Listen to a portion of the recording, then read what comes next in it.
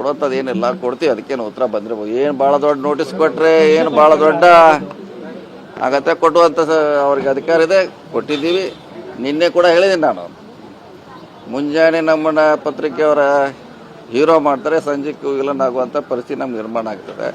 ಇದಾಗಬಾರ್ದು. ನಿಮ್ಮದು ಕೂಡ ಜವಾಬ್ದಾರಿ ಇದೆ. ನಾವು ಹೇಳಿದ್ದೇನು ನಿನ್ನೆ, ನೀವು ಕೇಳ್ಕೊತ ಹೋಗಿದ್ದೀವಿ, ಅದು ನಮ್ಮ ವರ್ಷದ ನೀವು ಹೇಳಿದರೆ ಅದನ್ನೇ ಉತ್ತರ ಕೊಡ್ತೀವಿ.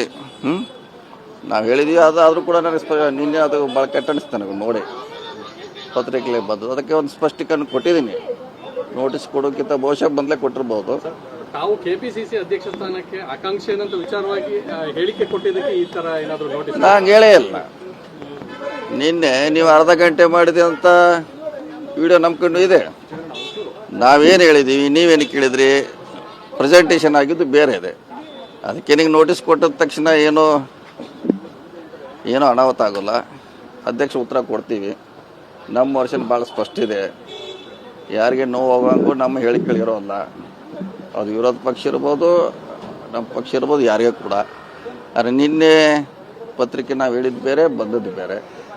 ಸಂಬಂಧ ಕೂಡ ಅದನ್ನು ತಾವು ಕೂಡ ಸರಿ ಮಾಡಬೇಕಂತ ನಮ್ಮ ವಿನಂತಿ. ಮತ್ತೆ ಅಲ್ಲೇ ಬಂತಲ್ಲ, ಯಾರಿಗೆ ನನಗೇನು ಸಂಬಂಧ?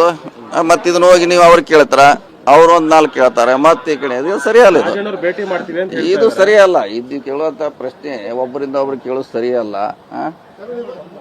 ಸರಿಯಲ್ಲ ಇದು. ಯಾಕಂದ್ರೆ ಒಂದು ಪಕ್ಷಕ್ಕೆ ಡ್ಯಾಮೇಜ್ ಆಗ್ತದೆ, ನನಗೂ ಡ್ಯಾಮೇಜ್ ಆಗ್ತದೆ. ನೀವೇನೋ ಮಾಡ್ಲಿಕ್ಕೆ ಹೋಗಿ ನಮಗೆ ಡ್ಯಾಮೇಜ್ ಆಗ್ತದೆ. ದಯವಿಟ್ಟು ನಾವು ಹೇಳಿದ್ದನ್ನ ಸರಿಯಾಗಿ ಕೊಡಿ. ಅದು ನಮಗೆ ಗೊತ್ತಿಲ್ಲ, ಅದು ನಮಗೆ ಗೊತ್ತಿಲ್ಲ. ಕೇಳಿ ನೋಡ್ಬೇಕು. ನಾನು